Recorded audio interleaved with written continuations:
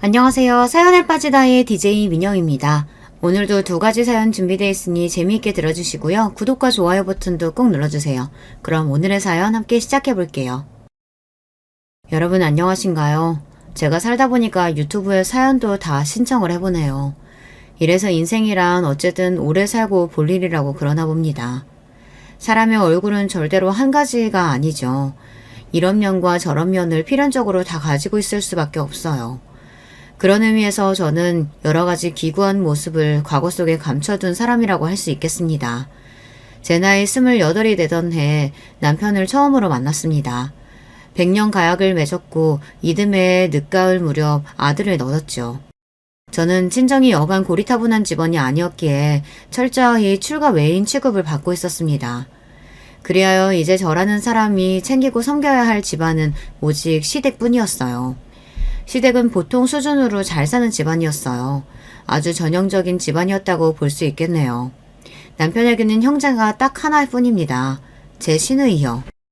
시댁을 가운데 기점으로 두고 저희 부부가 동북 방향에 살았다면 시누이 부부는 서쪽 방향에 살아서 서로 간에 사는 곳이 가깝지는 않았습니다.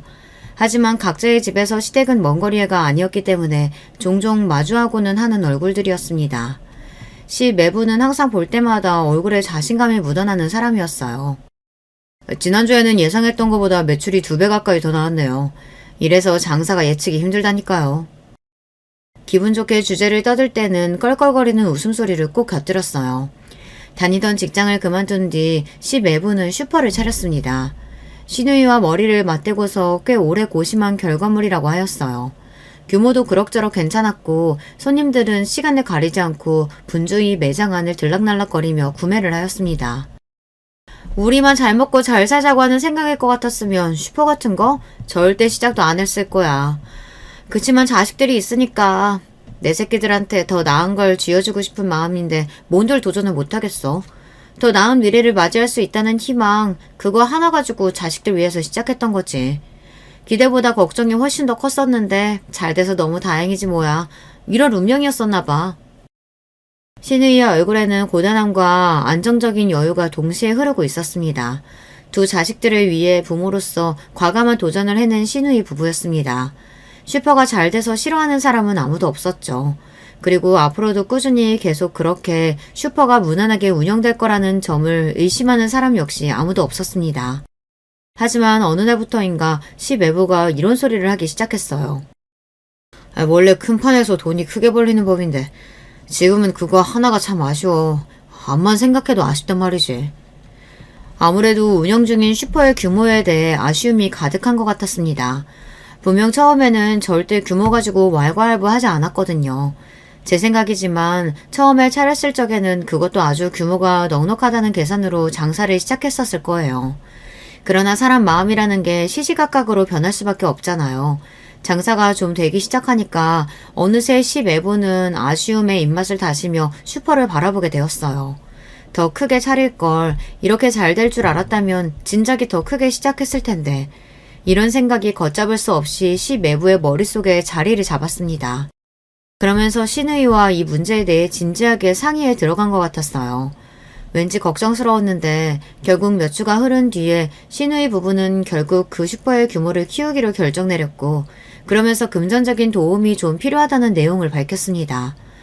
규모를 그저 키우는 것이 아니고 아주 확 키울 작정인 것에 듣던 제 눈앞이 아득해지더라고요. 아예 영업을 하고 있던 그 근처의 빈 땅에다 초대형 슈퍼를 짓는 게 두 사람의 목표였던 거예요. 지금 이렇게 잘 되고 있을 때 더 도약을 해내야죠. 물 들어올 때 노를 저어야 할 거 아닙니까? 시매부가 열변을 토하였고 시누이는 자신만만한 얼굴로 계속 추임새를 곁들였습니다. 그 앞에 앉아 계신 시부모님의 얼굴은 아주 복잡한 기색이었고요. 시누이는 자기 시댁 식구들로부터 이미 십시일반 돈을 걷기로 했다고 그랬어요.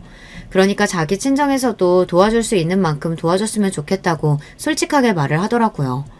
그렇게 말을 하는데 시부모님 입장에서 어떻게 단호히 안 된다는 소리가 나가겠나요? 게다가 우려 속에서 차렸던 슈퍼가 잘 되고 있었기 때문에 시 매부의 주장에 따라서 더 커지면 수익도 그만큼 커질 것이라는 기대감이 고개를 드는 것도 어쩔 수 없었고요. 시부모님은 그냥 보통으로 살아오신 분들이었어요. 재산도 그저 고만고만하게 들고 계셨죠. 그리고 그때 그 재산이 전부 신우이 부부에게 넘어갔습니다. 몇 달 뒤 그 지역에서 가장 큰 슈퍼가 문을 열었습니다. 커다란 현수막에 적힌 확장 이전, 그랜드 오픈 같은 글자들이 모두의 기대감을 안고 있었죠. 그때 그렇게 잘 되었다면 얼마나 좋았을까요? 성공을 했다면, 아니, 최소한 쪽방만 치지 않았어도 좋았을 것입니다. 그러나 엄청난 규모로 문을 연 그 대형 슈퍼는 완전히 폭삭 망해버리고 말았습니다. 그야말로 패가 망신이라는 표현이 딱 걸맞았어요. 어마어마한 빚더미를 마주해야만 했죠. 그 빚, 그 엄청난 거액은 지금 기준으로 보아도 식은땀이 줄줄 흐르고 삶의 의욕이 저절로 사라지는 숫자인데 당시에는 차라리 죽는 게 어떨까 싶을 정도 생각밖에 안 드는 그런 끔찍함이었습니다. 그 대단하디 대단한 피해에서 저희 집도 무사할 수 없었죠. 저희 부부도 돈을 그때 다 잃었습니다. 작은 단칸방 집으로 쫓기듯 이사를 가야만 하였고요. 시부모님께서는 온 마음과 정성을 다해 기도를 드려보겠다 하시면서 어느 날 이른 새벽부터 산에 오르셨다가 그만 사고를 당하셨습니다. 두 분 다 산길을 오르던 중 발이 미끄러져 한참을 아래로 구르셨던 거예요. 머리를 다치셨던 시아버지께서는 병원에서 사경을 헤매시다 한 달을 좀 넘게 버티신 끝에 돌아가셨습니다. 시어머니께서는 사고 이후 열 하루 만에 의식을 제대로 되찾으셨던 바 있는데 상태가 너무 좋지 않아서 혹시나 충격을 받아 잘못되실까 시아버지께서 사경을 헤매고 계심을 알려드리지 못했고요. 시아버지께서 돌아가신 직후에도 발효 알려드리지 못하다가 나중에 힘겹게 퇴원을 해내신 이후 천천히 회복을 좀 해내고 계신 게 보일 때쯤 그제서야 조심스럽게 알려드려야 했습니다.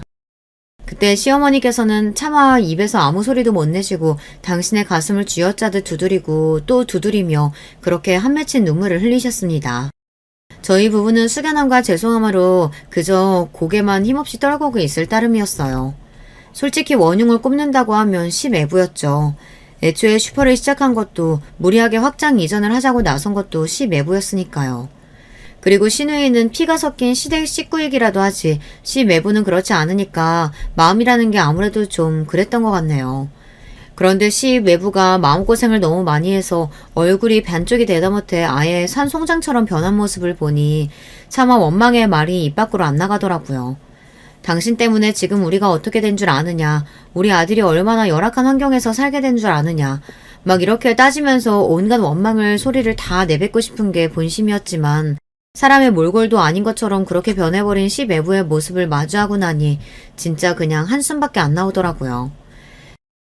시매부도 자기 자식들 더 나은 환경에서 공부시켜주고 싶다는 일념으로 그렇게 해서 대학 더 잘 보내주고 뒷바라지 잘해주고 싶다는 부푼 마음으로 도전했던 거니까요. 같은 부모로서 그 점만은 정말 애잔할 따름이었죠. 시매부네 집안도 쑥대밭이 된 지 오래였어요. 그 집안도 원체 그렇게 잘 살지 못했어요. 그러니까 직격탄을 맞고 전부 다 아스라졌죠. 그렇게 자기 친정을 꼬드겨서 돈을 털어간 시누이도 죽일 듯 원망할 수가 없었습니다. 남편부터가 자기 누나를 진정으로 탓하지 못했으니까요. 미안한 마음을 진작에 너무 많이 갖고 있었기 때문입니다. 시누이가 남편하고 나이 터울이 컸거든요. 나이 차이 많이 나는 우리 누나. 그래서 항상 어렸을 때부터 누나는 항상 의연하고 꿋꿋하고 무슨 상황에서든 척척박사야만 했어.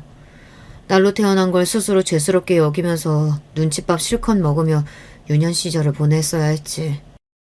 반면에 나는 단지 아들이라는 이유 하나만으로 집안 어른들로부터 예쁨받고 대우받고 인정받고 그렇게 어린 시절을 보내면서 자라왔어.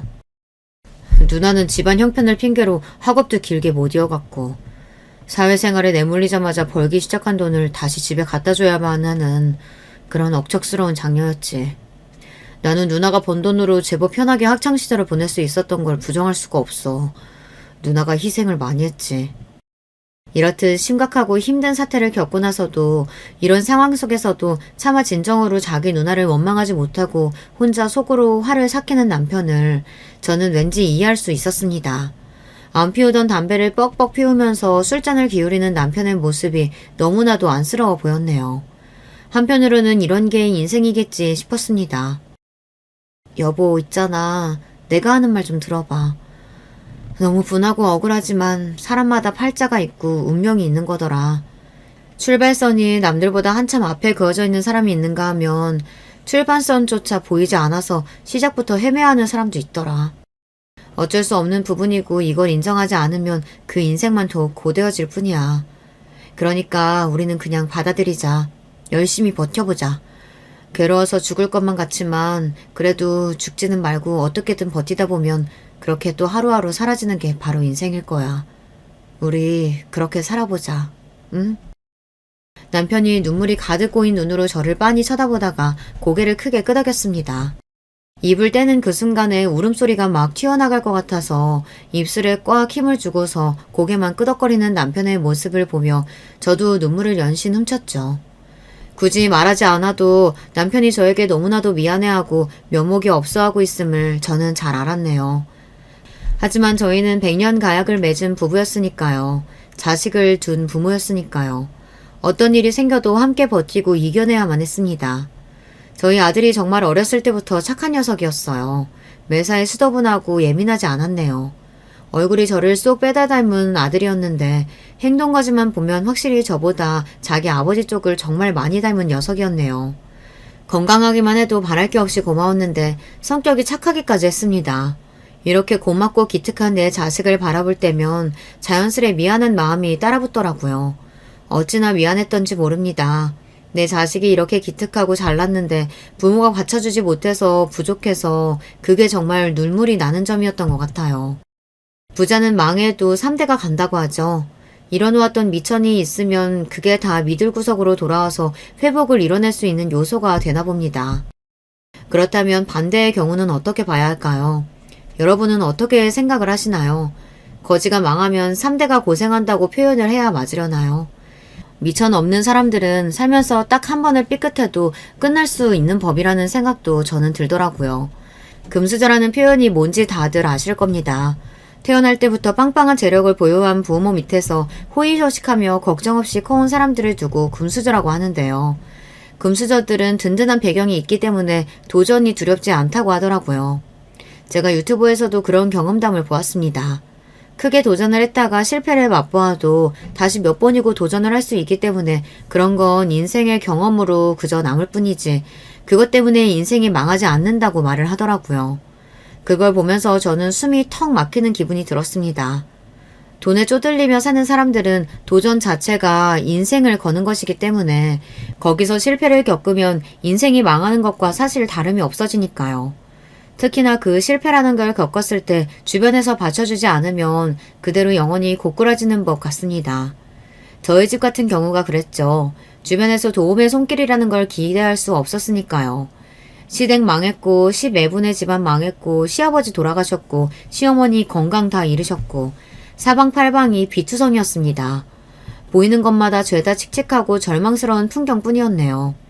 혹시 친정에 도움을 청해볼 수 없었느냐고요? 이쯤에서 이 부분을 궁금해하시는 분들이 계실지도 모르겠네요. 예석하게도 고리타분하고 꽉 막힐 대로 막힌 친정이 형편까지 어려웠답니다. 총체적 난국이었다고 할 수 있겠네요. 그래도 염치불구하고 친정에 가서 도와달라고 빌어보고 싶어도 그럴 수가 없었어요. 땅을 파서 뭐가 나올 만한 곳이어야 삽을 들고 갈 거 아니에요.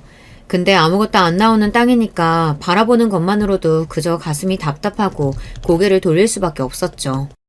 시누이 부부가 시어머니를 모시면서 그렇게 살았습니다. 온 집안을 들쑤셔놓고 망하도록 만든 장본인들이기도 하지만 혹시라도 잘못된 선택을 할까봐 세상을 등지겠다고 그럴까봐 그 점이 걱정이 되던 차원에서라도 시누이 부부에게 시어머니를 모시고 살게끔 하였네요. 어쨌든 시어머니라는 어른이 계신 상황이라면 다른 생각 안 하고 그저 이 악물고 살 것 같아서 그랬습니다. 시누이네 애들은 둘 다 대학을 안 갔습니다. 처음에 슈퍼를 차렸을 때까지만 해도 자식들의 대학까지 이미 머릿속에 그려보면서 장밋빛 미래를 꿈꾸었던 게 시누이 부부였는데 참 세상사 한번 잔인하게 돌아갑니다. 그마저도 큰애가 고작 22살의 나이에 혼전 임신을 하면서 상황이 어렵고 어처구니 없게 되었네요. 아무도 반기지 않았던 결혼이었고 그때 마주했던 시매부의 얼굴이 까맣게 너무 아픈 환자의 낯빛을 하고 있어서 제가 얼마나 심장이 철렁 내려앉았는지 모릅니다. 피골이 상접한 시누이 쪽도 마찬가지였고요. 그래도 어떻게든 발버둥을 치면서 일을 하러 다니고 돈을 버는 두 사람의 인생을 앞으로도 응원하고 싶은 마음이었네요. 시어머니께서는 뵐 때마다 내가 죽어야지, 빨리 죽어야지 이런 말씀만 하셔서 저희 부부의 가슴을 아프게 만드셨습니다. 저희도 없이 사는 쪼들리는 형편이었지만 다달이 시누이한테 10만 원씩 붙이고 살았네요. 시어머니 입으로 들어가는 간식 비용이나마 보탰으면 해서요. 더 많이 주지 못해서 항상 마음이 무거운 채로 살았습니다. 시어머니께서는 돌아가시던 그날까지 후회가 막심한 눈빛을 하시다가 눈을 감으셨어요. 부디 저 세상에서는 시아버지와 근심 걱정 하나 없이 가벼운 발걸음으로 여기저기 소풍을 다니시며 지내시길 바랄 뿐입니다. 하도 형편이 어렵고 안 좋다 보니까 이런 사정상 저희 아들은 성인이 된 이후 다른 집에 사는 걸로 서류상 분리를 해놓고 지냈었는데요. 실제로도 아들이 여기저기 돈을 벌러 다닌답시고 저희 부부랑 같이 지내는 시간이 적기도 하였고요. 저희 친정언니, 그러니까 자기 이모네 집에서 사는 걸로 아들이 그렇게 해놓고 살았습니다. 저희 아들도 대학을 안 나왔어요. 솔직히 고등학교도 간신히 나왔네요.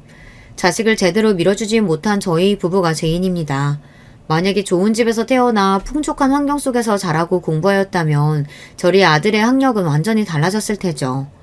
그런데 부모를 잘못 만나서 아들이 어렸을 때부터 고생을 너무 많이 했어요. 일찍 철이 들 수밖에 없었던 저희 아들이었습니다. 하도 마음고생이며 몸고생을 힘들게 하고 살아서 그런지 저는 50주를 넘긴 이후부터 아픈 곳이 많았어요. 몸이 성치 못했는데 자꾸만 잔고장이 나서 번거롭게 짝이 없는 기계가 된 것 같아 스스로 얼마나 깊은 자괴감이 들었던지 모릅니다. 꾹 참고 지금까지 그래왔던 것처럼 버티는 것만 잘하면 되는 거라며 스스로를 항상 다독였습니다. 그게 어느새 저의 오랜 버릇으로 자리 잡은 뒤였죠. 버티자, 어떻게든 버티면 되는 것이다. 이런 마음으로 온갖 아픈 것들을 다 억누르고 살아온 바였습니다. 하지만 제가 억지로 벼랑 끝에 내몰린 뒤에도 버텨본다 한들 제 옆에 있는 사람이 태풍에 휩쓸려 벼랑 끝으로 떨어지는 것까지는 어쩔 수 없는 영역이더라고요. 제가 손을 쓸 수가 없었습니다. 무슨 말인가 하면 바로 제 남편이 많이 아팠다는 뜻입니다. 저와 백년계약을 맺었던 사람인데 몸이 아파서 천수를 못 누리게 되었어요. 저는 저 아픈 것만 생각하고 억지로 버티면 그게 능사라고 여겼었는데 아니랬던 것이었죠. 제가 모르는 사이 남편의 몸은 잔인하리만치 크게 병들어가고 있었던 거예요. 바보 같은 배우자를 둔 죄로 남편은 속절없이 죽음에 가까워져만 갔습니다. 안 돼. 그동안 얼마나 힘들게 살았는데 가는 것마저 이렇게 힘든 모습일 수는 없어. 나는 당신 이런 식으로는 못 보내. 남편이 아주 많이 아프다는 사실을 처음 알고 나서 머릿속으로 가장 먼저 든 생각은 이대로 보낼 수 없다라는 것이었습니다. 하는 데까지는 다 해봐야겠다는 결심부터 서더군요. 남편은 저에게 너무 애쓸 것 없다고 하였습니다만 저는 그 소리를 듣지 않았습니다. 내가 당신을 어떻게 포기해. 하는 데까지 나는 다 해볼 거야. 당신 살리기 위해서라면 수단 방법 가리지 않을 준비 되어 있어. 저는 이미 각오가 선 뒤였으나 남편은 슬픈 눈으로 저를 바라보았습니다. 옛날에 시부모님께서 산에 올라갔다 사고를 당하셨던 그때가 남편은 떠오른다고 하였어요. 그때 그 미치도록 어려웠던 상황 속에서 갑자기 엄청난 병원비까지 생겨났었고 그게 다 함께 빚이 된 바였었죠. 그랬던 과거가 떠오르면서 남편은 가슴이 너무 아팠던 것입니다. 나는 당신에게 또 한 번 짐을 주고 싶지 않아. 그래서 그래. 당신은 짐이 아니야. 내 짐을 나눠 들어주는 인생의 동반자지. 그러니까 짐 같은 소리 앞으로 제발 하지도 마. 나는 포기 못해. 저는 남편을 쉽게 보낼 수 없다는 저의 각오를 저버리지 않았습니다. 그래서 해볼 수 있는 건 정말 다 해본 뒤에 존재하는 모든 치료를 다 받아보고 약을 써보고 그렇게 한 뒤에야 남편을 떠나보냈습니다. 마지막 순간이 왔을 때 그때가 되어서는 남편에게 어찌나 미안했던지 모릅니다. 내 미련 때문에 당신이 인생에서 마지막 나날을 너무 힘들게만 보낸 게 아닐까 싶어서 그게 너무 미안해. 편하게 지내다 가고 싶었을 텐데 내 욕심 때문에 당신 많이 힘들었지? 아니야, 그렇게 생각하지 마. 나는 고마웠어. 나를 위해서 그렇게나 애를 써주는 게 끝까지 날 포기 안 하고 놓지 않아준 게 사실 많이 기뻤다. 여보, 나는 먼저 가서 기다리고 있을 테니 천천히 와. 내가 앞으로 항상 지켜봐 줄게. 그리고 다른 놈 만나도 돼. 나는 괜찮으니까 당신이 앞으로 최고로 행복한 길을 찾아서 그렇게만 지낸다면 좋겠어. 내가 정말 많이 미안하다. 미안하다고 하면서 저를 쳐다보던 남편의 그 눈빛을 저는 죽는 그날까지도 잊지 못할 겁니다. 남편이 숨을 거두고 나서 저는 아들과 서로 기댄 채로 한참이나 울었습니다. 인생이 뭔지, 각자가 짊어진 굴레가 뭔지 그런 것들에 대해서 서글픈 고민들을 많이 해본 순간이기도 하였네요. 그리고 꼬박 반년이 지났을 때 시어머니께서 돌아가셨습니다. 너무 오래도록 이 질긴 목숨 연명해서 미안하구나.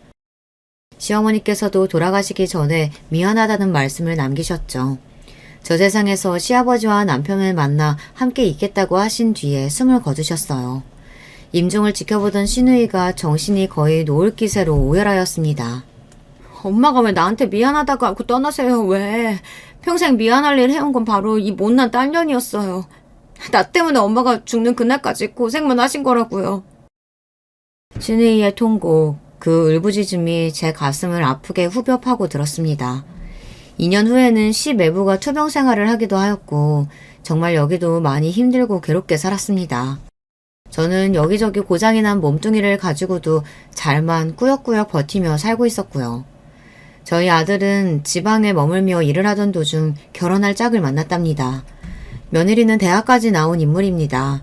지방에 4년제 대학을 나왔고요. 장학금도 2번이나 받았었다고 해요. 며느리는 어린 나이에 생물을 여의었고요. 그리고 계모를 맞이하였죠. 사춘기 시절에 몇 차례 대판 싸운 이후로 감정의 골이 너무나도 깊어질 대로 깊어져서 회복이 되지 않은 모녀 관계는 더욱 서먹서먹하고 어색하고 좋지 않은 상태로 굳어버렸고요. 형제로는 이복 동생이 한 명 있었습니다. 집안에 그런 사정이 있었다는 것만 빼면 며느리는 그럭저럭 평탄하게 살아온 인물이라고 할 수 있었죠. 그런데 며느리가 대학교 4학년에 재학 중일 때 큰 일이 터졌던 거예요. 며느리의 집이 사기를 당한 것이었죠. 그 때문에 온 재산이 날아가 버렸어요. 하지만 거기서 끝이 아니었습니다. 비극은 반드시 한 번만 일어나지 않거든요. 며느리의 이복 동생이 웬 인터넷으로 도박을 그렇게나 했다네요. 폭삭 주저앉은 집안을 일으켜보려고 했다나 그런 건 핑계였고요. 그 도박 때문에 올라앉은 빚더미의 크기가 말도 못하게 커져버렸죠. 도저히 감당할 수 없는 상황이었어요. 참고 참던 며느리는 자기 가족들과 아예 등을 지기로 해버렸어요. 가족들과 연을 끊기고 철저히 혼자가 되어서 악착같이 정말 악바리 정신으로 무장을 한 채 살아온 나날이었습니다. 며느리의 입장에서는 인생이란 게 도무지 사는 게 아니었어요. 하지만 이 심정을 알아줄 사람이 없었죠. 그러다가 저희 아들을 만나게 되었던 것입니다. 그 누구보다 이런 심정이 잘 통하는 사람을 만났으니 며느리는 이왕이면 꼭 결혼까지 가야겠다고 생각을 하게 됐던 것이었고요. 그건 아들의 입장에서도 마찬가지였어요. 두 사람 다 똑같이 생각하기를 서로가 아니면 결혼을 못했을 거라고 보았던 것입니다. 이번 생에는 결혼 같은 거 하기 힘들 거라고 생각하면서 결혼 따위는 사치라고 둘 다 그렇게 여기며 묵묵하게 살아왔는데 서로를 완벽하게 이해해주는 상대를 만나게 되니 기꺼이 결혼을 하게 된 것이죠. 저는 아들이 자기와 잘 맞는 짝을 만나 결혼했다는 것만으로도 너무 감사했고 좋았습니다. 두 사람은 결혼해서 그 지방에 눌러 살았어요. 솔직한 심정으로는 자주 보고 싶었어요. 그렇게까지 먼 거리도 아니었으니까요. 정말 솔직한 제 심정으로는 저를 보러 자주 와줬으면 하고 바랬습니다. 제가 보러 내려가서 그 집에서 몇 주씩 머물고 싶기도 하였네요. 그런 게 저의 본심이었으나 한 번도 티를 내지 않았고 속으로 꾹 삼켜냈습니다. 저는 항상 겉으로 태어난 척 굴었습니다. 나는 잘 지낸다. 혼자가 편해. 별일 없냐고? 그럼 당연하지. 무슨 일이 있겠어. 아무런 문제도 없어. 병원도 혼자 다 잘 다니는 걸 뭔 걱정이 있을까. 혹시나 아파도 자식 며느리에게는 말도 못했습니다. 걱정은 살까봐 그리고 민폐를 끼칠까봐 혼자서 모든 걸 끌어안고 지냈습니다. 잔소리 한마디를 안 하였고요. 참견하는 법도 없었네요.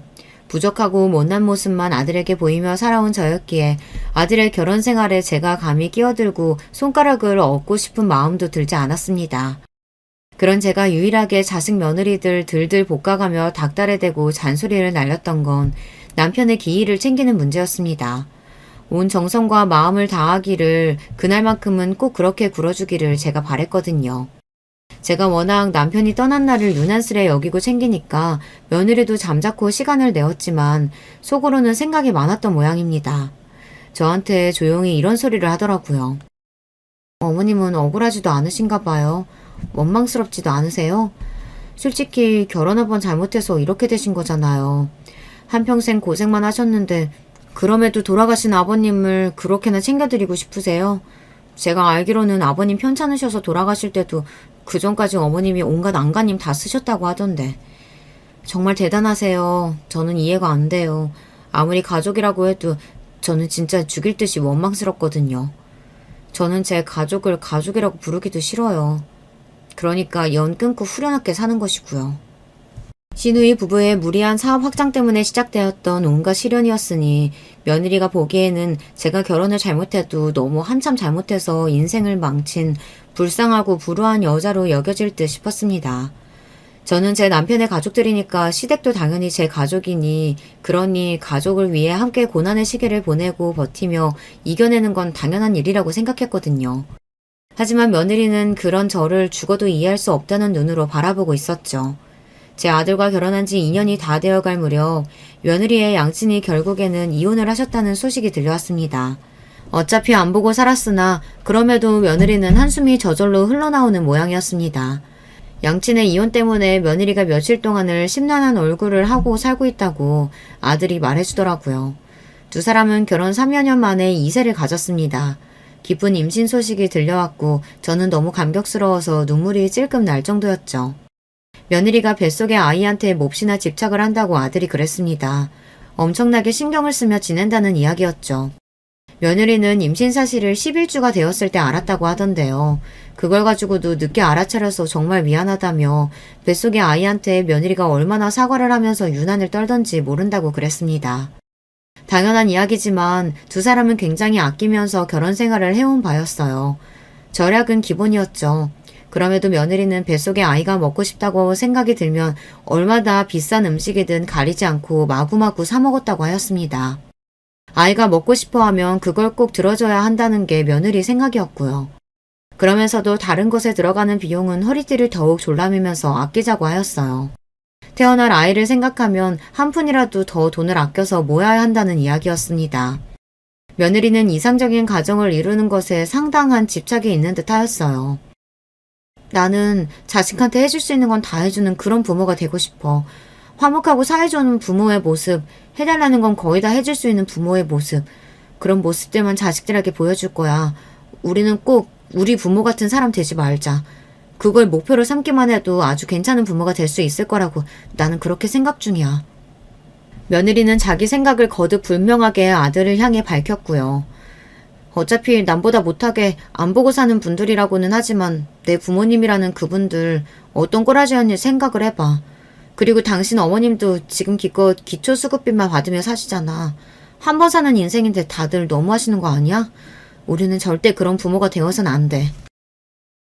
그렇게 말을 하며 며느리가 뜨거운 눈물을 한 줄기 흘린 바람에 아들이 차마 무엇라고 대꾸나 반박도 못했다고 하더군요. 눈물이 흐르는 와중에도 며느리의 눈빛은 분에 가득 차 있었대요. 아들은 그저 한숨과 함께 고개만 끄덕여줄 뿐이었죠. 건강하게 아이를 낳고 나면 며느리가 너무 그렇게까지 과하게 행동하고 말하는 것들이 나아지지 않을까 아들은 짐작하며 기대했다고 합니다. 임신 증상 중 하나로 며느리가 과한 생각들을 하게 됐던 건 아닐까 아들은 그렇게 넘겨짚었던 건데요. 안타깝지만 그 기대는 들어맞지 않았습니다. 며느리는 출산 이후에도 똑같았거든요. 건강하고 어여쁜 딸을 며느리가 무사히 낳았는데 저에게는 손녀가 생긴 것이었습니다. 너무 기쁘고 그 감동은 말로 표현이 안 됐죠. 도움을 주기 위해 제가 가서 딱 2달간 같이 지냈습니다. 출산을 마치고 1달 정도는 며느리가 몸 회복만 신경 써서 저도 잘 몰랐는데요. 그 이후로 굉장히 예민하게 굴었습니다. 사사건건 예민한 눈초리로 저를 훑어보며 얼마나 야단이었는지 모릅니다. 어머님, 아기를 왜 그렇게 안으세요? 제발 조심 좀 하세요. 어머님은 아들만 낳고 키워보셔서 잘 모르시는 모양인데 딸은 더욱 세심하고 조심스럽게 대해야 하는 법이에요. 어머님이 새로 잘 좀 배워주세요. 오만 것에 채집을 잡으며 짜증을 냈고 예민한 기질을 따져보자면 한도 끝도 없을 정도였습니다. 그럼에도 제가 해주고 싶은 건 해주고 싶은 마음에 버티면서 2달을 채웠네요. 버티는 건 제 인생의 특기였으니까요. 2달간 같이 지내다가 저의 작은 보금자리로 돌아왔던 날 자리에 눕자마자 끙끙 앓기 시작해서 이틀을 내리 힘들어하다 간신히 정신을 차렸었죠. 온몸이 두들겨 맞은 것처럼 근육통으로 시달리고 있었습니다. 제가 원체 몸이 좋지 않기도 했기 때문에 너무 힘들었네요. 그럼에도 불구하고 제 아들이 결혼을 해서 가정을 꾸렸다는 거, 어여쁜 손녀가 생겼다는 거, 이런 것만 생각해도 참 기분이 좋았고 흐뭇했어요. 이런 식으로 인생이라는 게 이어진다는 생각이 들더군요. 시간이 흘러서 어느덧 귀여운 소녀의 첫 돌이 다가왔고 약소하게 돌잔치를 하기로 하였습니다. 아들하고 며느리가 아주 가까이 지내는 지인들만 몇 불러서 짧게 식사나 하기로 했죠. 어차피 부를 사람도 많이 없으니 정식으로 돌잔치를 열 필요가 없다는 게 2사람의 생각이었고요. 짧게 식사만 달랑 끝내는 것이 아니라 대신에 좋은 호텔에 예약이 되어 있었습니다. 그곳에 한쪽 공간을 멋있게 꾸며놓고 거기서 돌사진을 여러 장 찍으면서 여유롭게 시간을 보내는 게 돌잔치 날의 진정한 백미였습니다. 고급스러운 기념사진을 아주 많이 남길 수 있는 곳이었어요. 이렇게 보면 정말 부잣집에서 태어난 막내딸 같아 보인다. 우리 공주님이 정말 고급스러운 느낌이 가득하네. 멋진 호텔에서 고급스러운 분위기를 내며 사진을 찍는 동안 며느리가 소녀의 모습에 감동을 받았는지 눈물까지 글썽이며 그런 말을 해댔습니다. 더할 나위 없이 알차게 흘러가고 있는 돌잔치 날이었으나 며느리가 묘하게 저한테만 태도가 안 좋더라고요. 불만이 있는 것인지 자꾸만 말투를 틱틱거리면서 냈고요. 2달간 며느리와 함께 지내며 그 성격을 겪어봤던 저는 오늘 같은 날에 예민한 기질이 잔뜩 튀어나와서 저런가 보다 싶은 추측이나 했었습니다. 그런데 알고 보니 구체적인 이유가 따로 있었더라고요. 묘하게 공기가 불편하기에 저는 오래 같이 있었으니 이만 가보겠다고 말을 꺼내자 아들이 깜짝 놀라면서 호텔 여기 방을 하루 빌렸으니 내일 가시라며 펄쩍 뛰었으나 옆에서 며느리는 아주 태연한 얼굴로 빨리 가시는 게 편하다면 그렇게 하셔야 하는 거 아니냐며 저를 얼른 보내려고 하였습니다. 저는 아무 내색도 없이 그렇게 하겠다고 말을 했고요. 그런데 잠시 후 아들이 소녀를 보고 있는 사이 며느리가 저한테 다가오더니 내내 틱틱대며 저한테 태도가 안 좋았던 이유를 밝히더군요. 어머니, 반돈이 대체 뭐예요? 반돈이라니 너무하시잖아요. 제가 소녀 돌인데 한 돈도 아니고 반돈짜리를 맞춘 게 며느리가 보기에는 너무 싫었던 것입니다. 부끄러움을 뒤로한 채 제가 입을 열었어요. 내가 그거 기초수급비 모아서 맞춘 거야. 너도 뻔히 알면서 그러니. 아무리 그래도 친손녀인데 첫돌에 너무하신 거 아니에요? 진심이 안 보이잖아요, 진심이. 짜증나. 왜 이렇게 사람이 구질구질해? 버럭 신경질을 낸 다음 며느리는 저를 한껏 째려보면서 중얼대기까지 하고서는 등을 획 돌렸습니다. 저는 눈물이 핑 돌고 말았어요. 가뜩이나 몸도 안 좋은데 이런 상황을 겪으니 손이 막 덜덜 떨리더라고요. 지금 가보고 싶으니까 아들한테 저는 바깥까지 배웅 나가달라고 했습니다. 제가 워낙 성격이 매사에 참고 또 참으면서 우직한 편이고 이래저래 말을 옮기고 다니는 사람이 아니니까 며느리도 제가 아들과 함께 나가는 모습을 보며 별 생각이 안 들었던 것입니다. 저도 원래는 입을 뻥끗할 작정이 아니었는데 그치만 아들하고 호텔 엘리베이터를 딱 탔는데 내부가 금빛인데 눈에 너무 들어오는 거예요. 저도 모르게 울컥 감정이 터져버리고 말았습니다. 미안하다. 너한테 정말 미안하다. 내가 평생 자식한테 잘못만 하고 사는 생각이 오늘 부쩍 강하게 드는구나. 네가 무슨 고생이니? 너는 왜 하필 못난 나한테서 태어나서 팔자가 이 모양이야. 제가 눈물을 닦으며 말을 쏟아내자 놀란 아들이 이유를 물어왔고 저는 며느리와의 일을 다 털어놓았습니다. 아들은 반돈이든 반의 반돈이든 상관없이 그 마음이 감사한 거라며 무척이나 속상해했어요. 그럴 거 없다. 그냥 내가 죄인이지 뭐. 며느리가 그 입장에서 이런 시어머니가 얼마나 싫고 한심하게 보일까. 내가 며느리였어도 그랬을 거야. 저는 괜히 마음에도 없는 소리까지 구구절절 늘어놓고 말았습니다. 며느리는 이제 과거 다 잊고 악착같이 살아볼 생각만 한다. 자식을 남부끄럽지 않게 키울 욕심이 가득하다. 그런 며느리에게 나 같은 시어머니는 부끄러운 존재일 뿐이다. 내가 그걸 오늘로써 분명히 알았다. 이렇듯 깊은 속에서만 하고 말았던 생각들도 그 자리에서 열띤 감정을 타고 입 밖으로 쏟아져 나오고 말았습니다. 아들은 이게 다 자기가 부족해서 그런다며 시무룩한 모습이었고 저는 애써 눈물을 닦고서 집으로 돌아왔어요. 몸이 너무 고단해서 기절하다시피 잠이 들었고 이튿날 정신을 차리고 나니 구구절절 떠들고 말았던 제 모습이 한심해서 미칠 지경이었습니다. 민망한 가슴을 안고서 아들에게 문자를 남길까 하다가 고민 끝에 전화를 걸었어요. 신경 쓰이게 해서 미안하다고 그 말부터 꺼냈는데 아들이 차분한 목소리로 괜찮다고 대답하며 그 다음에 깜짝 놀랄 만한 이야기를 전해왔습니다. 제가 그분 찾았어요. 그분? 갑자기 웬 소리니? 누구 말하는 거야? 미국에 계신 그분이요. 엄마의 딸, 그분 말이에요. 저는 등줄기에 소름이 돋아났고 하마터면 전화기를 손에서 놓칠 뻔했습니다. 네가 그 사실을 어떻게 알았니? 아버지가 돌아가시기 전에 저한테 다 말씀해 주셨어요. 그래서 진작에 다 알고 있었어요. 생각지도 못했던 아들의 이야기를 듣는 동안 저는 어느새 과거를 되짚어보고 있었습니다. 그 시절 고리타분한 친정을 둔 여자치고 제가 28이면 결혼을 늦게 했다는 생각을 하신 분이 혹시 계실까요? 그러셨다면 굉장히 예리하신 겁니다. 사실 저의 첫 결혼은 22살에 이루어졌습니다. 중매쟁이를 통해서 결혼했었죠. 그런데 시어머니라는 인간이 전 보는데 미친 사람이었습니다. 저의 첫 남편이라는 인간도 처음에는 괜찮았고 단 몇 달이 지나자 본색이 드러나서 저한테 함부로 굴었어요. 정신 나간 집안에서 저는 임신을 하여 불러오는 배를 붙잡은 채 불안에 떨어야만 했습니다. 제 나이 23세 딸을 낳았어요. 그리고 제 딸의 첫 돌이 지나가기 무섭게 애아빠라는 인간이 바람을 피웠어요. 시어머니였던 작자는 저를 내버려야 한다고 주장했고요. 제가 평생을 가도 아들을 못 낳을 몸인 걸 확신한다고 그러셨습니다. 그런데 딸이 얼굴에서 시댁의 피가 딱 보였거든요.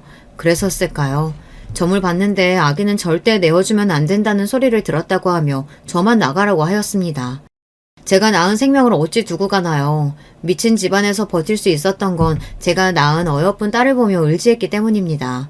그런데 딸을 두고 저만 나가라니 있을 수 없는 일이라서 빌고 또 빌었습니다. 그랬더니 어느 날은 시어머니였던 그 인간의 친구, 그리고 시누이였던 미친 여자까지 그렇게 셋이서 저를 붙잡고 끌고 나가서 옷을 막 벗겨내고 물이 반쯤 얼어있는 냇가에 저를 던져버렸습니다. 그때가 추운 겨울이었죠. 저는 수치스럽고 아프고 춥고 정말 죽을 것만 같았습니다. 저는 더 이상 그곳에서 살 수 없었어요. 그 동네에서는 황당하게도 제가 웬 남자하고 바람이 나서 붙어먹다가 그 현장을 들키는 바람에 옷도 못 입은 채로 도망쳤다는 소문이 돌았습니다. 그 미친 집안 사람들이 낸 소문이었죠. 만신창이가 되어서 친정으로 향했습니다. 친정에서는 저에게 화를 냈어요. 상황이 그렇게 되었으면 그냥 애를 냅두고 얼른 빠져나왔으면 될 일이지 왜 이렇게까지 일을 어렵게 만드냐고 하더군요.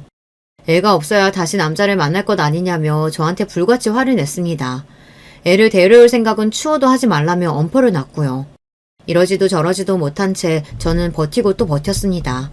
그러다가 26의 해가 밝았던 시기에 결국 결혼 생활을 완벽하게 정리하고 끝냈으며 아이를 영영 두고 떠났습니다. 자식을 등진 엄마가 저였어요. 그 후로 몇 달이 지나서 애 아빠 그놈이 재혼을 했고 딴 지역에서 살게 됐다는 소식을 듣게 되었어요. 아이를 데리고 재혼한 것이었죠. 친정 식구들은 저에게 잘단 일 아니냐며 이제 아이 걱정은 말고 얼른 다시 짝이나 만나라고 했습니다. 그런 과정을 보낸 끝에 만난 인연이 제 남편이었던 거예요. 제 과거를 다 알고도 품어준 사람이었습니다. 저에게 새로 생긴 시댁은 예전에 그 미친 집안하고 비교할 수도 없을 정도로 괜찮은 집안이었습니다. 결혼을 앞뒀을 때 시부모님, 시누이, 시매부 모두 제 과거를 알게 됐는데 다들 깜짝 놀랐음에도 저를 받아주었어요. 그러니 제가 남편과 시댁에게 제 마음을 다 할 수 있었던 거예요. 끔찍했던 첫 번째 결혼 생활을 다 뒤로 한 채 살았으나 제 아이, 제 딸만은 지워지지가 않았습니다. 항상 궁금했죠. 어려운 형편 속에서 저희 아들이 고등학교를 다니고 있었을 때 유독 딸이 생각났습니다. 남편이 그때 말했어요. 수소문해서 찾아서 한번 만나보라고요. 바로 용기를 냈어야 했는데 딸을 버렸던 엄마라는 것에 죄책감이 들어서 그러지 못했습니다. 혼자서 끙끙 앓고 있다가 몇 년 더 지나서 남편과 상의 끝에 딸을 찾아봤습니다. 마침 딸은 미국으로 떠나기 직전인 상황이었어요. 우여곡절 끝에 만나기로 약속을 잡았고 남편과 함께 나가봤죠. 자리에 나온 딸이 저와 체형이 아주 비슷하고 인매 또한 비슷한 것이 저는 눈물이 났습니다. 딸은 자신에게 낳아준 엄마가 따로 있었다는 사실을 진작 알고 있었다고 했어요. 왜냐하면 이북 형제들과 차별을 심하게 당했으니까요. 미친놈의 그 집안 사람들이 입도 함부로 놀렸기 때문에 딸이 과거 이야기를 잘하면서 다 듣기도 했다고 합니다. 그래서 딸은 자기를 버리고 간 저를 원망하면서도 차마 미워할 수 없었다고 했어요. 떠나기 전 이렇게 뵙게 돼서 다행이라는 생각이 드네요. 저는 살면서 너무 지겹고 지치는 일들만 가득했기 때문에 이 나라를 아예 뜨고 싶다는 소망이 항상 있었어요. 재미급부하고 결혼 약속을 한 김에 미국으로 건너가서 영영 살기로 했어요. 엄마가 그동안 잘 살고 계셨다니까 안심이네요. 엄마의 가정에 행복만 가득하길 바랄게요. 딸은 무덤덤하게 말했으나 눈가가 어느새 젖어 있었죠. 저희 부부는 이래저래 힘들게 사는 중이라는 소리를 그 앞에서 전혀 하지 않았고 평범하게 아주 잘 사는 척 했습니다. 100만 원이 든 봉투를 딸에게 건네주기도 했죠. 꼭 받아달라고 간절하게 말을 했더니 딸이 마지못해서 그걸 받았습니다. 눈물을 꾹 참으며 돌아섰던 딸과의 만남은 깊은 여운을 남겼고 몇 날 며칠을 곧 씹으며 지냈어요. 그리고 며칠 뒤 집으로 웬 편지가 왔는데 미국에서 보낸 것이었습니다. 덕분에 한국이 외로운 곳이라고만 기억되지 않게 됐어요. 감사해요. 만약에 제가 다시 한국에 가서 살게 된다면 그건 두 분 덕에 용기가 생겼기 때문일 거예요. 이런 내용이 적힌 편지였습니다. 혹시나 싶어서 100만 원이 들었던 봉투 안에 주소와 연락처 같은 걸 적었었거든요. 그걸 보고 딸이 편지를 붙인 것이었죠. 그 편지를 안고서 한참을 울었습니다. 고맙고 기특하고 또 미안해서 그랬습니다. 딸이 미국으로 떠나기 전에 만났고 편지를 받게 된 것까지 남편의 덕이 분명히 있었죠. 그래서 남편에게도 많이 고마웠어요. 딸이 보내온 편지를 고이고이 몰래 간직하고 있었는데 설마 그 편지봉투에 기재되어 있던 보낸 사람의 주소를 남편이 아들에게 알려주고 세상을 떠났을 줄은 상상도 못했습니다. 그 주소로 편지를 붙일까 하다가 미국에서 살다 온 경험이 있는 지인한테 일단 물어봤어요. 그랬더니 지인이 그 주소를 보더니 그 근처에 있는 한인교회를 찾더라고요. 그 주소지 근처에 있는 한인교회 두 곳을 연락해봤죠. 한인들끼리 사회를 이루며 지내기 때문에 높은 확률로 한인교회를 다니고 있을 거라고 아들의 지인이 추측했다고 해요. 그래서 인터넷에 나와 있는 번호로 전화를 걸었고 한 곳에서 제 딸이 그곳에 다니고 있다고 그랬던 겁니다. 연락을 전해달라고 요청한 뒤 몇 시간이 지나서 딸이 아들의 번호로 전화를 걸었어요. 그렇게 제가 낳은 두 자식 간의 통화가 이루어졌던 것입니다. 아들은 제가 너무 외롭고 힘들어한다는 이야기를 꺼냈고 딸은 그 말을 듣자마자 울었다고 합니다. 잘 살고 계셔서 연락이 없으신 줄 알았는데 내가 그 인생에 흠집이나 짐이 될까봐 끼어들 수가 없었는데 그랬는데 그동안 그렇게 힘들게 사셨을 줄이야. 딸이 당장 비행기표를 끊겠다는 말을 했다는 그 이야기를 아들에게서 전해 들으며 저는 실감이 안 나고 한참을 울다가 웃다가 그랬습니다. 제 멋대로 행동을 해버려서 아들이 죄송하다고 했을 때 제 고개가 멋대로 좌우 방향으로 움직였죠. 아니야, 잘했어. 정말 잘했다. 겁이 많고 용기가 없어서 움츠러드는 나를 너도 그렇고 돌아가신 네 아버지도 그렇고 언제나 밖으로 끄집어내주고 움직일 수 있게 도와주는구나. 부전자전이야. 저는 평생 묵은 체증이 내려가는 것 같아 후련해졌고 아들은 저에게 자기가 며느리와 잘 이야기해서 아예 단판을 짓겠다고 했어요. 그동안은 며느리가 한편으로는 이해가 되기도 해서 그냥 내버려뒀는데 그게 선을 넘어버렸으니 딱 짚고 넘어가야 할 때라고 말했습니다. 아들이 어찌나 든든하게 느껴지던지요. 당신이 만약에 한 번만 더 우리 엄마한테 함부로 걸면 나 그때는 가만히 안 있어. 이혼도 불사할 거야. 뭐? 이혼? 애도 있는데 어떻게 애한테 이혼 가정을 안겨주겠다고 그럴 수가 있어? 자꾸 애한테 몰입해서 애 관점으로 그렇게 멋대로 생각하지 마. 당신 생각이 애 생각하고 같을 거라는 보장이 있어? 이혼하고 다달이 당신한테 양육비 주면서 살아도 난 차라리 괜찮으니까 우리 엄마 함부로 취급당하시는 꼴은 앞으로 절대 못 봐. 아들이 단호하게 나가자 며느리가 충격을 크게 받았다고 해요. 그러면서 정신이 좀 든 것인지 저한테 전에 없이 먼저 안부 연락을 다 하더라고요. 앞으로는 며느리 노릇을 잘하겠다느니 그런 소리를 하면서 말입니다.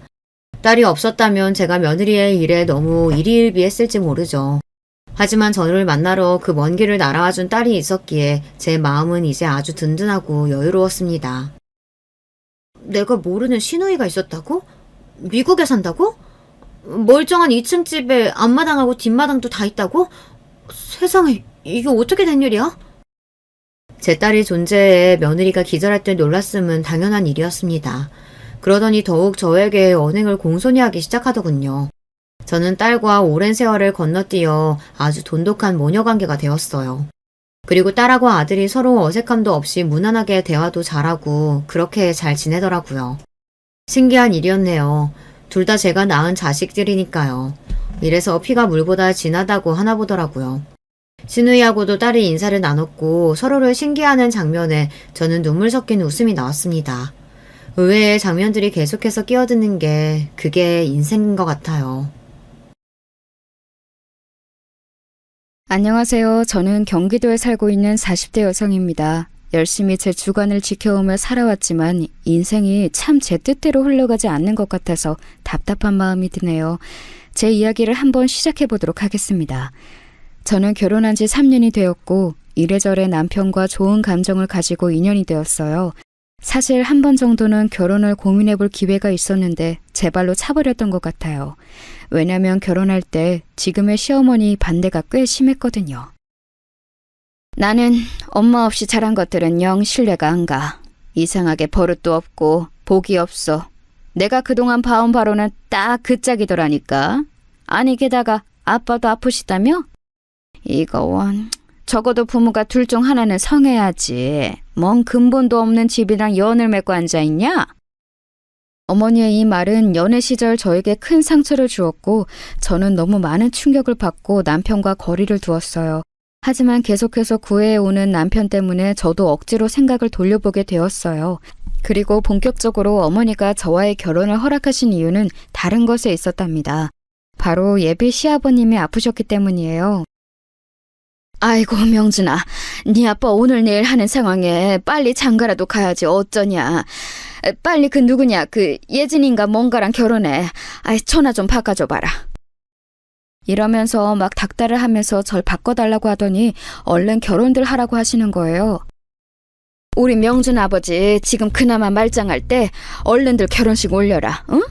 어른들 누구건이 있을 때 진행을 해야 되는 거야. 그래야 보기가 좋지. 에거, 니네 집도 혼주석에 앉을 어른이 아무도 없다며. 우리 쪽까지 나 혼자 앉아서야 되겠냐? 어머니는 이렇게 말하시면서 구태여 결혼을 당기자고 하셨고 저는 친정아빠가 돌아가신 지 6개월도 안 된 상태였는데 마음의 준비가 안 되었어요. 이때는 제가 화가 나서 밀었고 결국 어머니와 저는 상당한 미움을 가진 상태로 1년 뒤 가족이 되었답니다. 하지만 저도 너무 서러운 게 어릴 적 돌아가신 우리 엄마와 제 관계를 두고 함부로 말하시는 게 참 싫더라고요. 그래도 결혼하면 좀 나아지겠지. 어머니랑 마주할 일이 뭐 얼마나 많을까 싶어 많은 것들을 참기로 했어요. 그런데 어머니는 내가 언제 그런 약속을 했냐면서 아들 집에 수시로 드나들겠다고 선포하시더라고요. 얘, 내가 왜 우리 아들 집을 드나드는데 네 눈치를 봐야 하냐? 너 그렇게 맨날 따지고 들고 그러면 복도 달아나는 거야. 난 너한테 쌓인 거 많다. 그래도 참고 지켜보는 줄만 알아 너는. 알았냐? 어머니는 매번 이런 식으로 말을 하면서 예고도 없이 찾아오셨고 어느 날은 또 정말 황당한 일을 저지르기도 하셨는데요. 갑자기 전화하셔서 집이냐고 막 물어보시더니 한 10분쯤 지나서 웬 어르신들 2분을 모시고 집에 들이닥치신 거예요. 예, 빨리 과일이랑 이것저것 좀 내와라. 물도 갖고 오고. 뭐 마실 거 없냐? 아 그래, 여기 식탁 쪽 자리 좀 만들어. 아이고, 뭘 토요일 아침부터 라면들을 먹고 앉았냐. 빨리 좀 치워라. 아, 더럽게 이게 뭐야? 이러면서 그 낯선 아저씨와 아줌마를 식탁 앞 의자에 앉히시는 거예요. 편하게 티셔츠에 반바지만 입고 있던 남편은 옷이라도 제대로 챙겨 입겠다고 안방으로 뛰어들어가 버리고 저만 멍청이 서 있다가 그분들을 맞이하게 되었어요. 알고 보니 이분들은 어머니가 평소 거래하고 지내는 부동산 아저씨 아주머니셨는데요. 왜 이분들을 우리 집에 데리고 오신 걸까요? 나중에 이유를 묻는 저에게 대충 이렇게 얼버무리시는 거예요. 아우, 왜긴 왜야? 내가 필요하니까 불렀지. 내가 명준이 명의로 사둔 집이 있어. 그 집 상태 갖고 얘기 좀 하려고 부른 거야. 다 아들 거 될 거니까 불러서 얘기하는 거고. 그리고 그런 얘기 할 만한 곳이 네 집 말고 또 어디 있냐? 저는 어머니가 이렇게 막무가내로 밀고 나오시며 정말 당할 재간이 없더라고요. 그래도 이때에는 신혼이니까 참았어요. 나중에 임신했을 때에는 어머니를 정말 견뎌낼 수가 없어 중간에 대들고 싸우기도 했답니다. 임신 초기란 많이 지쳐있고 힘들어하는 저를 어머니는 대뜸 여행을 잡아서 끌고 다니셨거든요. 그때 정말 제가 잊혀지지도 않는 게 임신 4개월인 저를 갖다가 무작정 계곡으로 데려가신 거예요. 옛날에는 배가 잡채만큼 불러서도 잘만 엎드려서 호미질하고 농사짓고 별것들을 다 했어. 너 애 있다고 너무 유세 부리지 마라. 애를 너만 가져본 것도 아니고 너무 그렇게 유난 떨면 애가 밉게 나와. 아니, 어디 잘못돼서 나온다는 말도 있더라. 나 봐라. 나는 명준이 가졌을 때 그렇게 시부모님한테 순종하고 잘했어. 그러니까 애가 저렇게 반듯하고 이쁘게 태어났지. 꼭 말을 이런 식으로 기분 나쁘게 아주 상스럽게 꼬고 꼬아서 대꾸하시는 어머니를 보며 정말 화가 많이 났어요. 이쯤 되면 가만히 있으면서 이런 상황이 자꾸 흘러가게 허락하는 남편도 문제인 거잖아요. 저는 남편을 불러다가 얘기했고 이 인간은 중간에 껴서 뭐라 하지도 못하고 멍청이 있더라고요. 어머니 말씀하시는 거 들었지? 세상에. 나 아무리 입덧도 끝났다고 하지만 아직 임신 중기에 조심해야 될 때야. 막말로 물 받고 미끄러지면 어쩌려고 그래? 자기 원래 이렇게 어머니랑 어디 다니고 그런 것도 아니었잖아. 결혼하고 내가 들어오니까 갑자기 이런 스케줄 잡아서 막 돌아다니시는 거 아니냐고. 내가 왜 그런 스케줄에 다 맞춰야 해? 뱃속에 애도 있는데 진짜 너무 스트레스 받고 힘들어. 당신 어머니한테 말씀드려서 자고 가는 거 진짜 너무 무리고 저녁쯤 집에 가자고 말씀드려봐.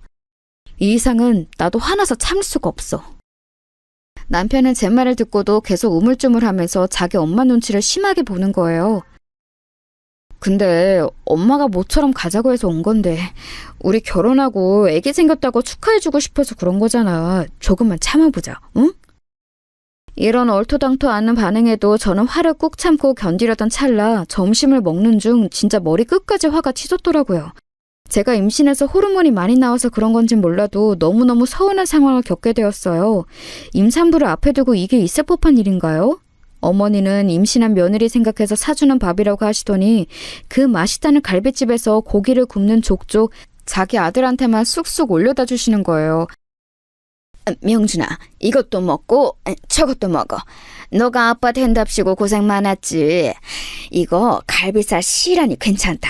삼겹살 한 판 비웠으니까 갈비 많이 먹고. 갈비탕도 시켜줄까? 이러면서 계속 본인 아들 먹을 것만 챙기시는 거예요. 저도 엄청 속이 허한 상태였기 때문에 갈비 한 점 집으려고 했더니 어머니는 대뜸 제 손등을 탁 치면서 이런 말씀을 하시더군요.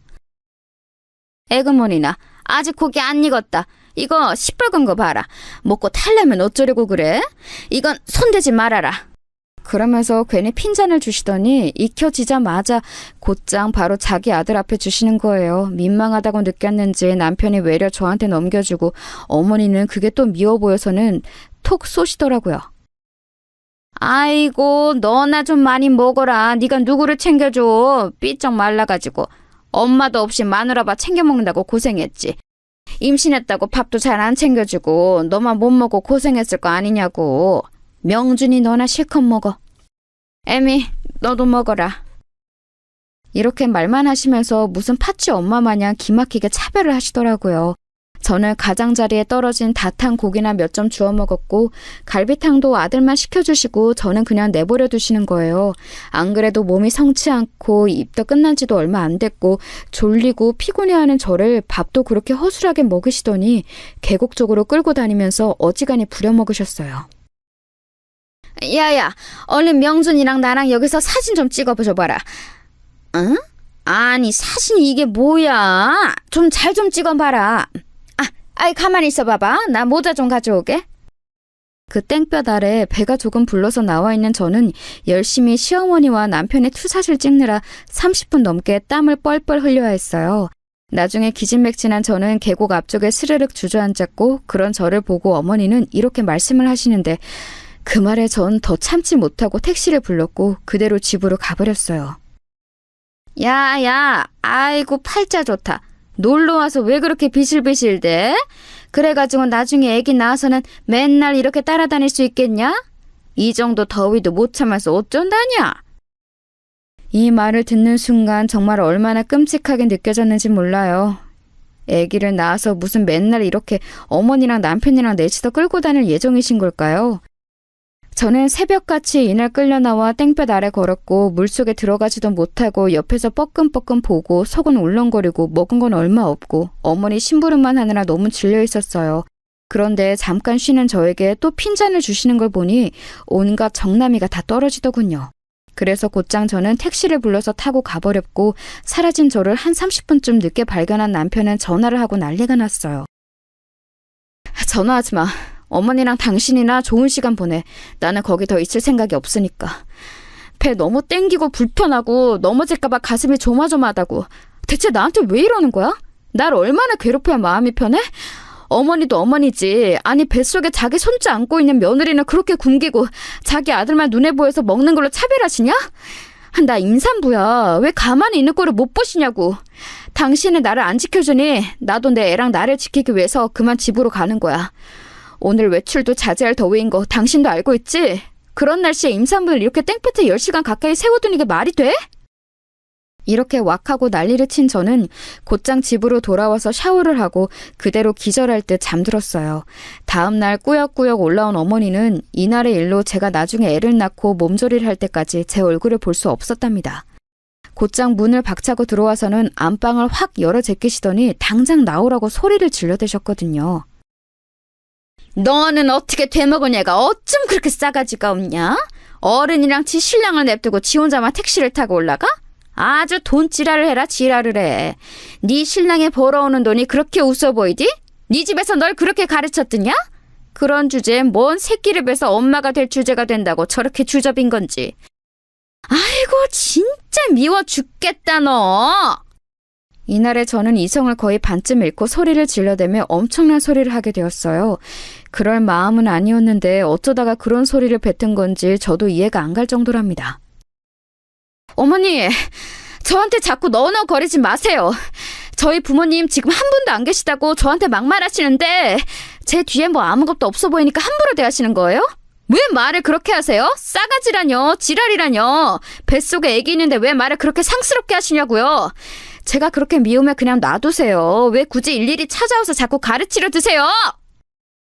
이 와중에 어머니는 저에게 화가 난다면서 들고 있던 부채를 휙 던지셨는데 그게 제 어깨를 스치고 지나갔어요.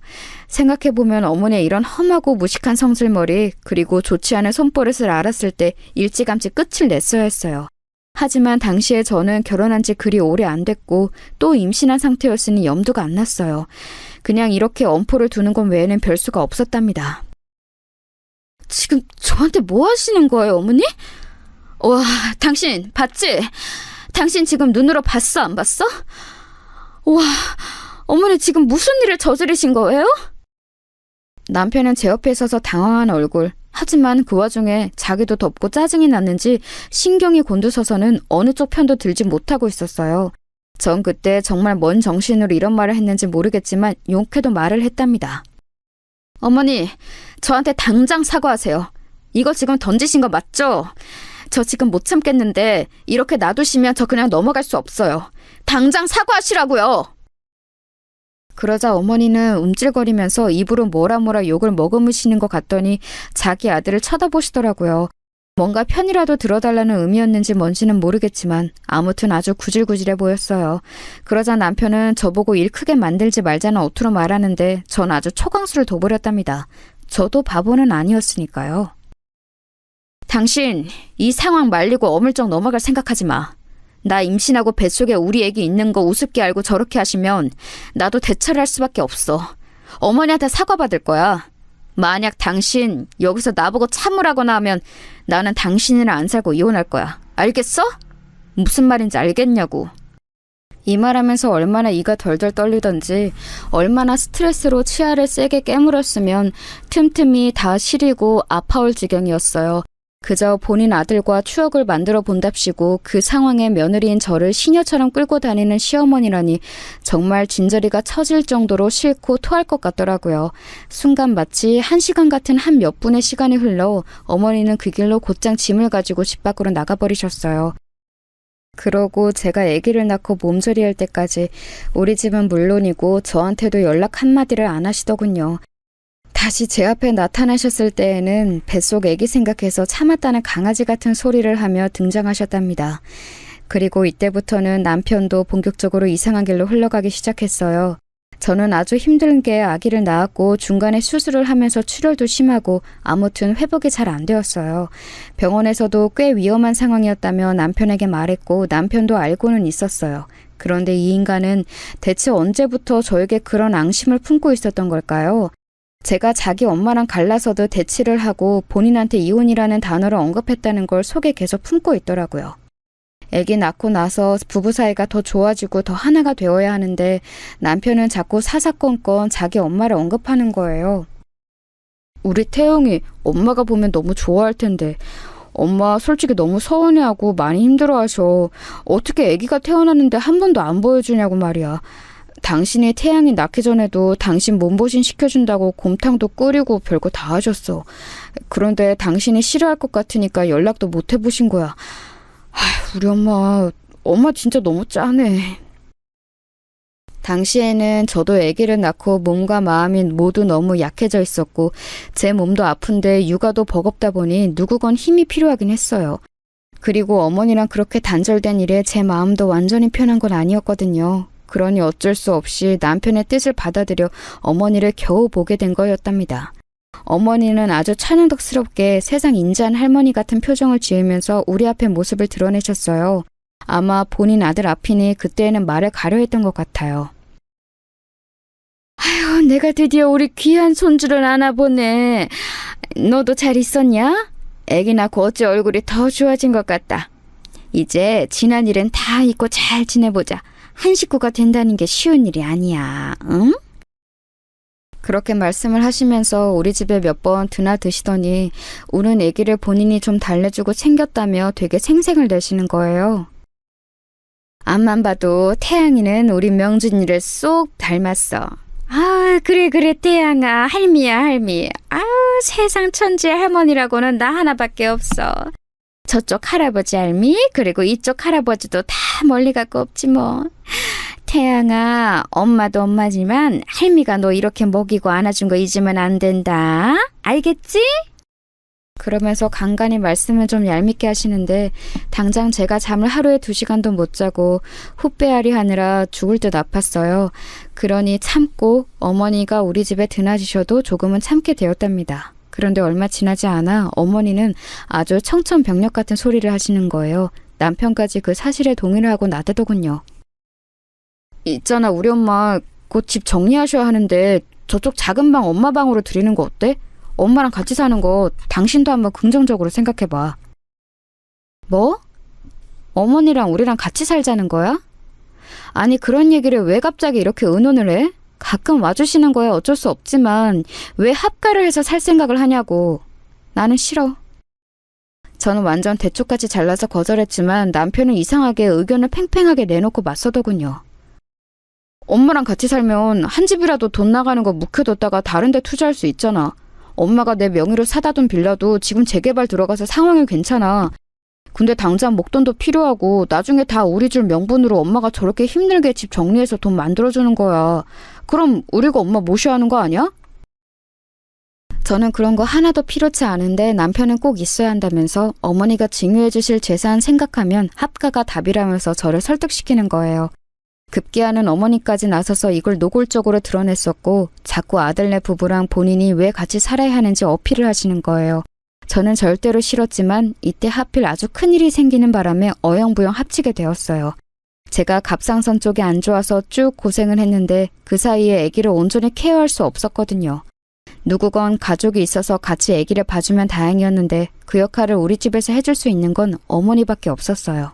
저는 처음으로 정말 수년간 단 한 번도 생각해보지 않은 친정엄마의 부재를 크게 체감했어요. 이래서 여자에게는 친정엄마 존재가 이렇게 중요하다는 걸 새삼 알았지 뭐예요. 정말 울며 겨자 먹기로 어머니와의 합가를 허락했고요. 그 이후부터 저희 엉망진창 하루들은 이어지게 되었어요. 남편은 자기 엄마가 집에 들어와 계신 후부터 한 여자의 남편이자 아이의 아버지란 자리는 잊어버리고 자기 엄마 아들이란 것만 기억하고 있더군요. 엄마, 나 엄마가 해준 곱창볶음 땡기네. 자기도 먹고 싶지? 엄마한테 해달라고 그러자. 이런 말들을 가볍게 던지면 어머니는 해주기 귀찮다고 하시면서도 자기 아들이 이쁘니 준비를 하시더군요.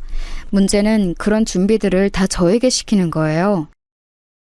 예, 네가 나가서 좀 재료들 사다 놔라. 이따 오는 길에 마트 들려서 사오면 돼. 그리고 와서 이거저거 다듬어 놓고 준비만 다 해두면 내가 와서 할 테니까. 그리고 나 허리가 너무 아파서 이제 빨리 하기도 힘드니까 이건 네가 좀 해놔야 된다. 그러면서 아주 솔찬히 저에게 살림이며 다양한 것들을 주문하시더군요. 제가 그냥 놀고 먹느라 쉬는 것도 아닌데 자꾸 일거리들을 갖고 오셨고 도저히 참을 수 없어진 저는 일찍 아이를 어린이집에 보내기로 했어요. 이 부분을 갖고도 얼마나 어머니랑 크게 싸우는지 몰라요. 네가 정신이 있는 얘냐? 저 피덩이를 어떻게 남한테 맡겨? 애미가 되었으면 6.25 때처럼 다 같이 굶어 죽게 생긴 거 아니고서야 네 힘으로 키워야지. 세상 무서운데 어떻게 자식을 내맡길 생각을 하냐고. 하여간 애미 없이 자라서 뭐 곁을 느껴본 게 있어야지. 저렇게 정내미가 없어서 냉정하게 지 자식을 갖다 줘버리네. 이따윈 말을 듣고 있는 와중에도 저는 더 이상 어머니와 뭔가를 왈가왈부하고 싶지 않았어요. 합가한 이상 어머니는 쉽게 다시 분가하실 생각도 없어 보였고 그렇다면 저도 제 상황을 냉정히 바라볼 필요가 있었답니다. 건강도 많이 회복되었고 하지만 셋이 아닌 넷이서 한 집에 살며 어머니와 아들의 애틋한 노름에 껴서 죽기는 싫었어요. 그리고 제 능력으로 제 명의의 집을 갖겠다는 자그마한 꿈까지 꿔보게 되었는데요. 그건 다 어머니 때문이었어요. 솔직한 마음으로 저는 몇 번이나 이혼을 고민해보기도 했지만 저 자체가 한쪽 부모님만 계신 상태로 자라서 결심이 쉽지 않았어요. 남편은 뭐랄까 이런 말은 지금 생각해도 한심하지만 어머니가 안 계실 때에는 잘해주던 사람이었답니다. 잠깐 자리를 비우고 어디 가셨거나 우리 세 가족끼리 움직일 일이 있을 땐 저를 챙겼어요. 그런데 이상하게 지 엄마만 끼게 되면 아주 발광을 하고 브루스를 추더라고요. 어머니는 저한테 서운한 게 있으며 꼭 자기 아들한테 일러바쳤고 이게 무슨 트라이앵글 마냥 삼각형으로 돌고 돌아 나중에 남편과 저희 큰 싸움이 되었어요. 그러니 이악 물고 직장을 구하게 되었고 겨우겨우 이전 회사 선배에게 소개를 받아 저 역시 워킹맘의 세계로 들어갔어요. 그런데 회사에 들어가니 이리 치이고 저리 치이고 자꾸 퇴근이 늦어지면서 저도 점점 마음이 급해지는 거예요. 어린이집에서 아이를 데려가는 건 제 몫으로 했는데 선생님과의 시간을 어기게 되더군요. 선생님 안녕하세요. 저 태양이 엄마예요. 너무 죄송합니다. 10분만 기다려주세요. 빨리 갈게요. 이렇게 말하면서 택시에서 초조해하며 어린이집 8분 남짓 거리에 사는 우리 어머니는 절대 자기 손주를 데리러 가지 않는 상황을 원망하고 있었어요. 충분히 데려갈 수 있음에도 불구하고 어머니는 제가 괘씸하다는 이유로 아이 하원을 안 하셨거든요. 사지 멀쩡한 젊은 얘가 자식 키우기 싫다고 남한테 맡겨놓고 나가놓고서 뭐? 애 보내고 데려오고를 나한테 시키려고? 얼씨구 나는 싫다. 내가 왜 네 좋은 일을 시켜줘야 되냐? 네가 낳아놓은 자식 네 손으로 알아서 해. 나는 도와주지 않을 거야. 한편으론 이런 말을 하는 게 너무 웃긴 게요. 어머니는 처음에 손주를 봐주겠다는 명목으로 은근슬쩍 우리 집으로 흘러 들어오셨던 거예요. 그래놓고 슬슬 조금씩 그런 것들을 놓고 그냥 아이들과 본인이 사는 집에 제가 얹혀 사는 것처럼 취급을 하시더군요. 나중에는 선 넘은 참견까지 하기 시작하셨어요. 너 그렇게 해서 월 얼마에 번다고 했냐? 300은 벌어? 그것도 아니잖아. 우리 명준이가 400씩 떡떡 벌어오면 그걸로 감사한 줄 알고 아껴 쓸 생각을 해야지. 한 200은 버는 거니? 아니 그까지 푼돈 벌려고 네 색대 같은 새끼도 고생시키고 네 남편 밥도 안 차려주고 맨날 죽을 상을 하고 들어오고 대체 뭐 하는 거야? 저는 이때 속으로 이런 말을 되뇌었어요. 그렇게 스트레스 받고 싫으시면 제발 이 꼴 보지 말고 나가세요 어머니 하고 말이에요. 왜 이렇게 집에 굳이 껴들어 오셔서는 나중에 본인이 사둔 그 잘난 재개발 빌라를 아들에게 준다는 명목하에 돈 한 푼 안 내고 떳떳하게 살고 계시는 걸까요? 막말로 그 집이 본인 아들 집이 될 거지 저한테 될 거는 아니잖아요. 그러면서 나중에는 은근히 돈을 보태라면서 자꾸 우리 집 경제 상황을 물으시는 거예요. 예, 너네 돈 얼마나 모아놨냐? 돈 관리는 네가 한다며. 대답 좀 해봐라. 한 2억은 있어? 저는 화들짝 놀라서 이렇게 답했어요. 아니요, 어머니, 2억이라뇨. 저희 지금 결혼한 지 뭐 얼마나 되었다고. 중간에 태양이도 태어났고 저도 맞벌이 한 지 얼마 안 되었어요. 몇 천도 없어요. 왜 물어보시는 거예요? 어머니는 이런 상황을 보며 도대체 제가 얼마나 싫은 건지 완전 저를 도둑 취급하시더라고요. 아이고, 미치고 팔짝 뛸 노릇이다. 니네 결혼한 지 얼마 안 있으면 거의 3년 되는 거 아니냐? 그렇게 뭐? 몇 천도 없다고? 야, 나 같으면 월급 그렇게 따박따박 받아서 알토란같이 모았겠다. 없어도 1억은 있겠어. 안 그러냐? 명준이가 월 400씩 갖다 주잖아. 3년이 다 돼가는데 1억이 없다고? 예, 너 그런 식으로 살림할 거면 경제권 나한테 넘겨라. 이거 무슨 고양이한테 생선 맡긴 꼴이지. 이러니까 없는 것들을 집으로 들이면 안 되는 거야. 아주 돈 생기면 무섭게 써버린다니까. 없을 때 벌은 못 입고 걸신 들린 듯이 쓰는 거지. 저는 이때 너무 기가 막히더라고요. 어머니 말 하나하나에 화가 나는 포인트들이 너무 많았어요. 어머니, 월급 받으며 그걸 그대로 조금도 손 안 대고 통장에 집어넣을 수 있는 집도 있나요? 그럼 저희는 어떻게 뭘 먹고 사는데요? 가계부를 제가 제대로 안 썼지만 저희 집 고정 지출만 해도 200이 넘어요. 게다가 작년부터 어머니도 어찌어찌 같이 들어와서 살고 계시고 같이 먹고 밖에 다니고 하셨잖아요. 그 돈은 돈이 아니에요? 고양이한테 생선 맡긴 꼴이라니요. 무슨 저를 도둑 보듯이 말씀을 하세요? 저는 좀처럼 흥분이 가라앉지 않았어요. 가뜩이나 이날도 여지없이 힘들게 애를 업고 집으로 들어와서 씻지도 못했는데 대뜸 절 붙잡고 소파에 누워서 과자나 까먹으시며 저런 말을 하는 어머니가 안 믿겠냐고요. 너무 미움이 크고 속이 터져서 한동안 저는 잠깐 한의원도 다녔었어요. 화병이 심해지니 그냥 이 우라를 어쩔 줄 모르겠고 어떻게든 해소는 해야 되겠고 진짜 분풀이를 어찌해야 될지 모르겠더라고요. 와중에 남편은 자꾸 저한테 감성팔이만 하는 거예요. 엄마가 저런 말 하는 건 너무 고생하고 어렵게 사셔서 그런 거야. 아버지가 많이 벌어다 주신 것도 아니고 얼마 안 되는 살림 갖고 엄마가 얼마나 알뜰하게 사셨는데 나는 우리 엄마 진짜 존경해. 엄마 같은 사람은 없어. 당신도 나중에 태양이 커봐. 당신도 똑같이 시어머니 될 거면서 너무 그렇게 야박하게 우리 엄마한테 굴지 마. 이런 말을 들으니 나중에는 나만 이상한 건가? 이 집에서는 나만 정말 없어지면 되나 생각이 다 들더라고요. 게다가 이때 우리 애는 저에게서 떨어질 줄을 모르고 빽 울어대고 등원도 거부하니까 정말 정신이 사나웠어요. 어머니는 저때 제가 말대답을 세게 했다는 이유로 며칠간을 삐져 계셨는데요. 남편이 저에게 몇 번 언지를 주면서 엄마랑 잘 풀어보라는 헛소리를 했지만 저는 절대 틈을 주지 않았어요. 당신 한 번만 더 나한테 어머니한테 먼저 사과하라는 소리 하면 나 안 참을 거야. 적어도 당신은 나한테 그딴 소리 할 자격 없어. 내가 뭘 잘못했는데? 당신이야말로 나랑 어머니랑 싸우는 상황을 방치하고 뭐 하는 거야? 가만 보면 당신이 제일 나빠. 방관자이자 싸움 부추기는 사람이나 마찬가지라고. 저는 참고 있던 말들을 다 쏟아내며 남편과 안방에서 크게 싸웠고 어머니는 방문을 쾅쾅 두드리며 되도 않는 쇼를 하시더군요. 아니 글쎄 막 울어대시는 거예요. 진짜 이게 뭐 하는 짓이에요. 내가 며느리 하나 잘못 들여가지고 별꼴을 다 본다 진짜. 니네 뭐 하는 거냐? 어? 애미, 너 왜 명준이한테 지랄이야 지랄을. 짠한 내 새끼한테 네가 뭔데 핏다를 세우고 난리냐고. 당장 문 안 열어? 아이고 서러워라. 내가 뭔 꼴을 보겠다고 집에 들어와서. 아이고. 그러자 곧장 남편이 문을 열어서 어머니를 안심시킨답시고 부축하고 하는데 그걸 뒤에서 멍하니 보고 있던 저는 뭐 하는 사람인 걸까요? 이 분위기에 계속 있다간 숨막혀 죽을 것 같아서 적당히 옷을 걸쳐 입고 밖에 나갔어요. 정처 없이 돌아다니는데 벌써 시간도 밤 10시를 넘겼고 슬슬 밤길이 무서워지기 시작해서 결국 집에 돌아왔답니다. 근데 이날 저는 밤하늘을 보며 많은 생각이 들었어요. 내가 왜 이런 인생을 살고 있을까? 안 그래도 부모 사랑 많이 못 받고 자라서 힘든데 왜 저렇게 부모 자식 사랑 지극한 모자 사이에 끼어서 더 심한 차별을 받고 있나 싶은 거예요. 서러워서 눈물이 나면서 일찍 돌아가신 엄마보다는 근래에 제 곁을 떠난 아빠 생각이 정말 너무너무 나더라고요.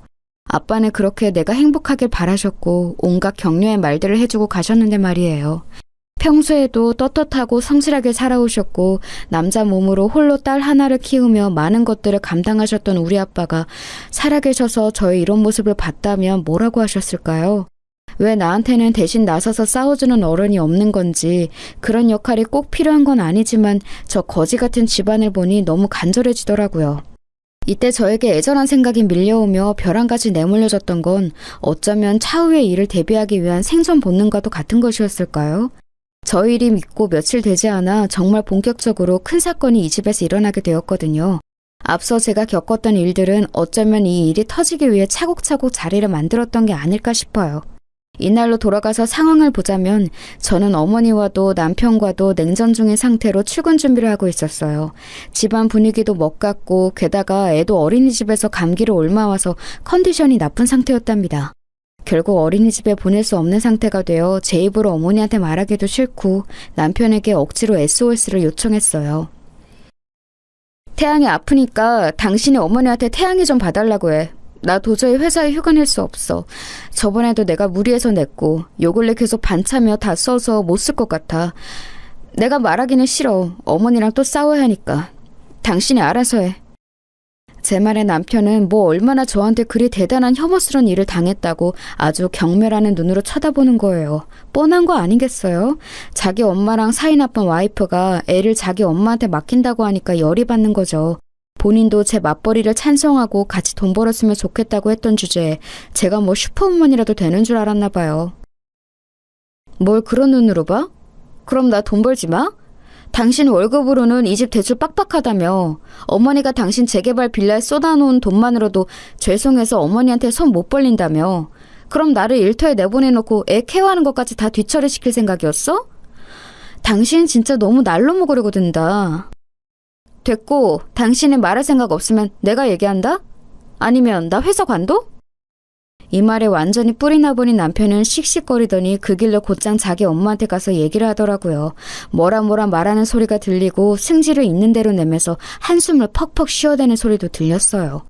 저는 정말 이것들이 나더러 죽어라 하는구나 싶으면서도 아이 열을 재고 물수건으로 이마를 닦아준 다음 다시 싱크대 쪽에 아이 먹을 약들이랑 완전히 챙겨서 나갈 채비를 하고 있었어요.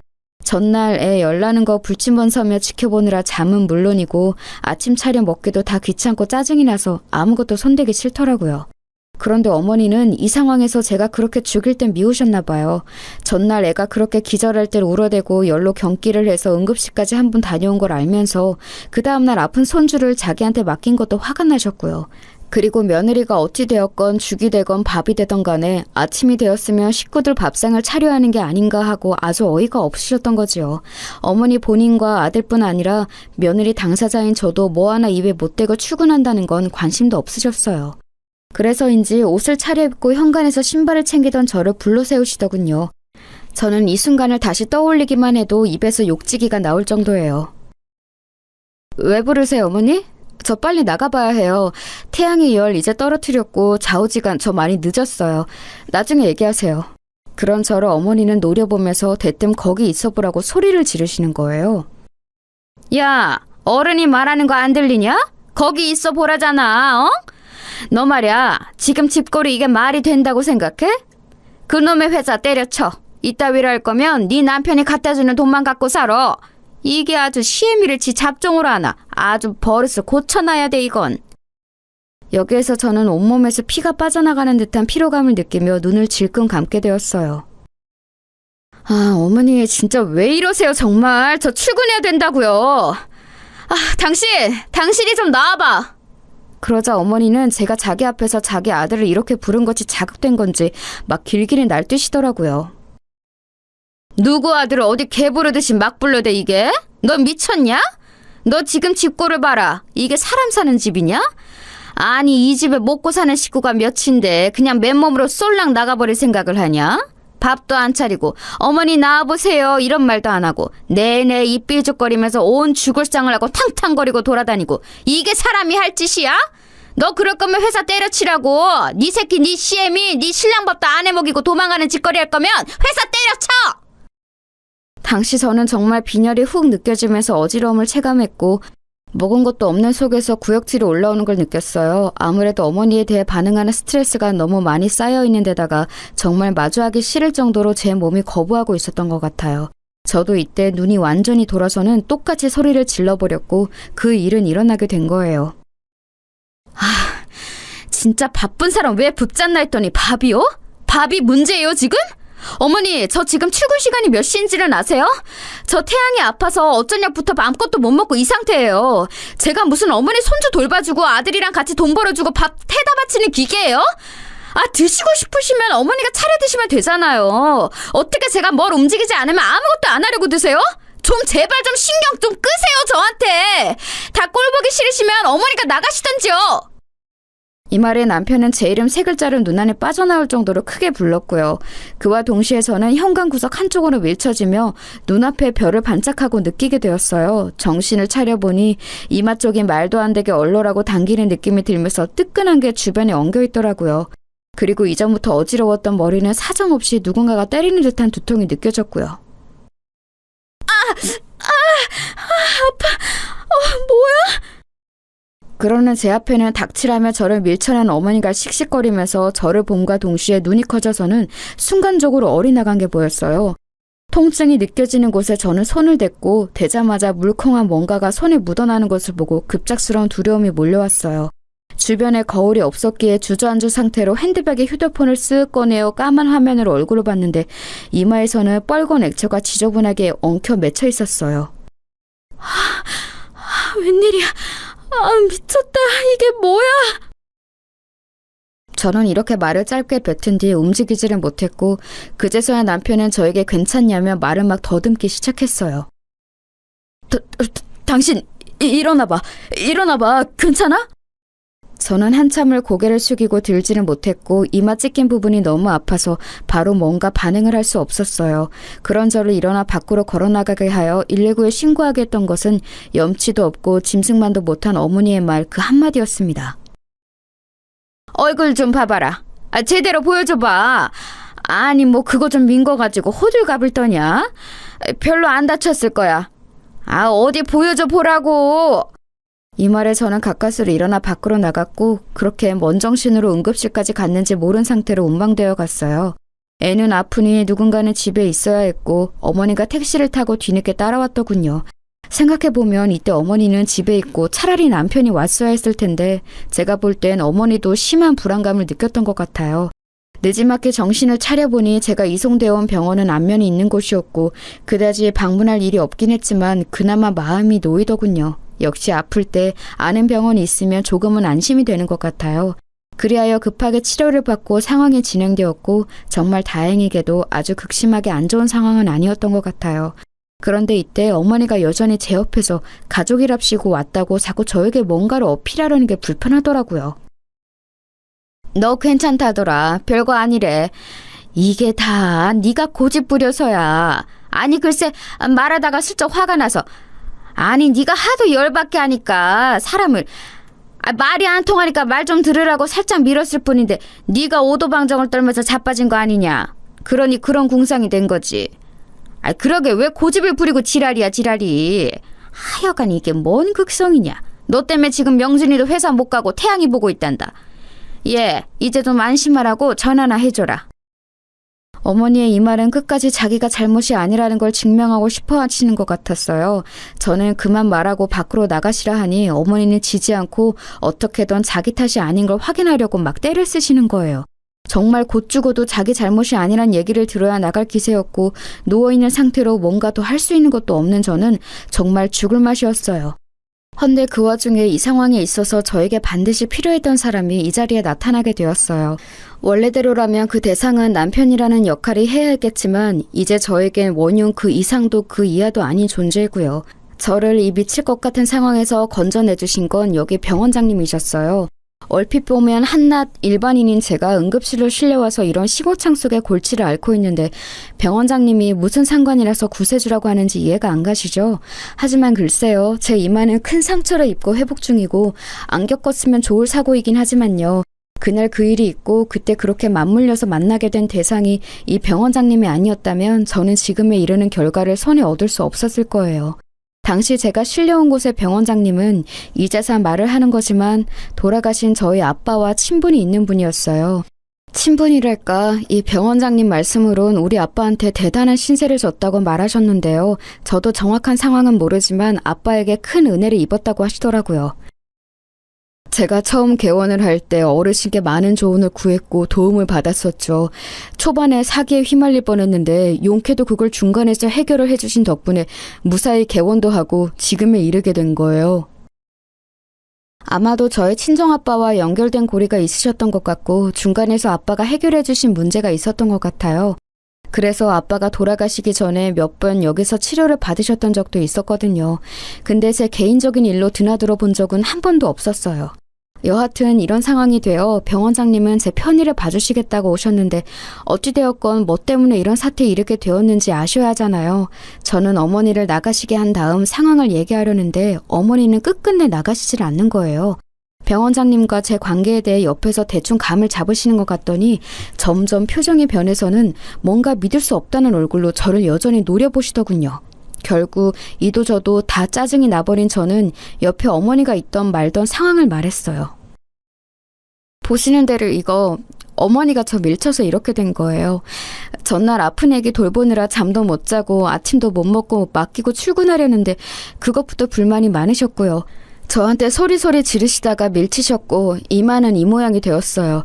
그래서 여기 온 거예요. 이후로 어떻게 해야 될지 모르겠네요.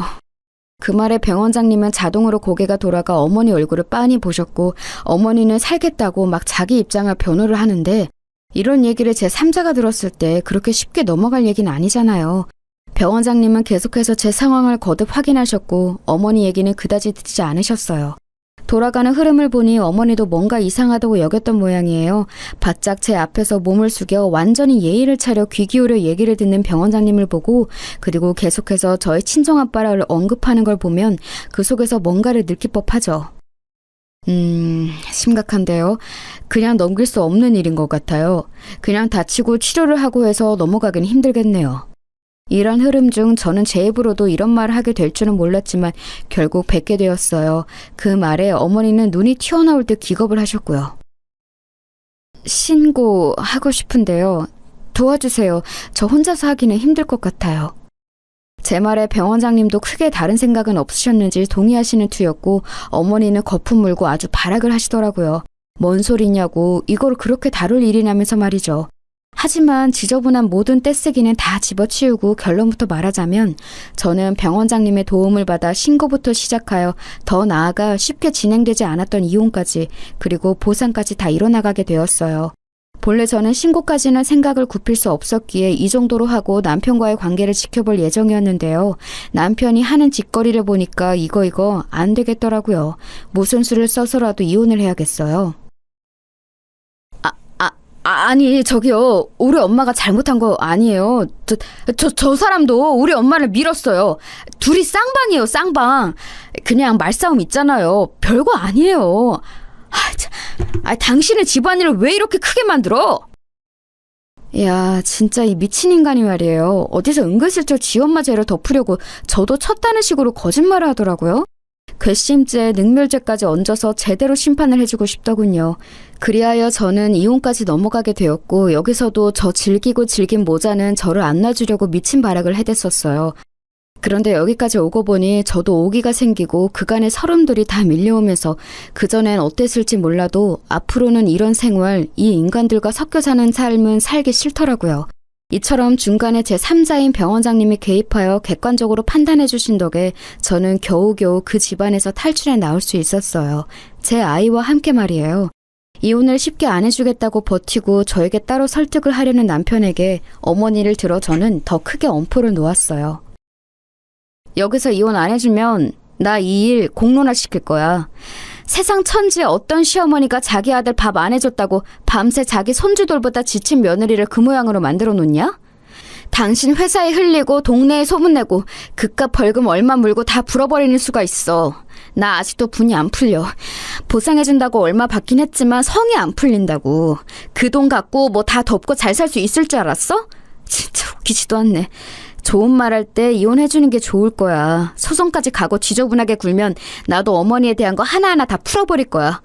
그러면 당신이 나한테 제발 이혼 곱게 해달라고 빌게 될걸? 그래도 괜찮냐고 진짜. 이렇게 엄포를 놓았어도 초반에만 움찔하고 질척거리며 늘어지던 남편은 무조건 이혼을 강행시키려는 저에게 밀려 결국에는 손을 놓고 말더군요. 아무래도 지 엄마가 한 짓이 있고 그게 걸려있으니 쉽사리 나서서 맞고 어쩌고 할 수는 없었던 것 같아요. 다시 생각해봐도 정말 너무 쓰레기 같고 함께해서 더러웠고 다시는 만나지 말자고 굳게 약속하고 싶은 결혼 생활이었어요. 제 이마에 남겨진 상처는 완전히 사라지지는 않았지만 저는 최대한 좋은 쪽으로 생각을 해보려고 해요.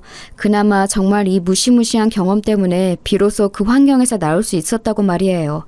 생각해보면 정말 눈 깜짝 손 까딱 안 하고 손주 키우는 생색내고 본인 며느리한테 받아 처먹기만 하던 어머니가 또 떠올라요. 그리고 뒤에서 앵앵거리며 숨어 살던 남편도요. 이것들과 어떻게 제가 향후 4, 50년을 살아갈 수 있었을까요? 중간에 한 번은 미쳐버리지 않았을까 싶더군요. 어찌 보면 빠르면 빠르다고 볼 수 있는 시기에 이런 사고를 당해 뼈아프게 정신을 차렸고 제 3자가 나서서 상황을 짚어준 덕에 무사히 떨궈져 나올 수 있었다고 생각해요. 다시 생각해봐도 저를 천의 고아 취급하며 그렇게 자기네 잡종을 부려먹으려던 어머니가 이런 대형 병원 병원장이 지인이랍시고 우리 아빠에게 은혜를 입었다고 바짝 허리를 숙여 저에게 맞추는 모습을 보고 기겁한 거요. 정말 그 꼴이 얼마나 졸렬하고 역겹고 추하게 느껴지는지 모르겠네요. 다시는 인생에서 이런 인간들과 상종을 하고 싶지 않고요. 그냥 그렇게 제 기억 속에서 하루하루 잘근잘근 씹히면서 분해되고 잊혀지길 바라볼 뿐입니다.